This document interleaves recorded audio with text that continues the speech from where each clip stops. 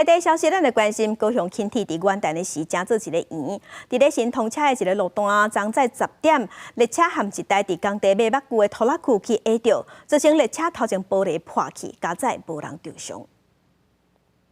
轻轨列车位大顺路顶山街站要开去高雄高港站，未到站煞向停落来，原来列车互卡车弄到，车窗玻璃吹甲亲像蜘蛛网。砂石车它要倒退的时候，然后它第一次没办法进去嘛，所以第二次的时候，它车头往前修正，往前的时候刚好那轻轨就过来，就刚好撞到它前面。因为救出去就是无看到，伊个拄啊过来，拄啊救出去拄啊过来安尼啊。代志发生地点伫今年元旦了，才通车的大顺路新路段。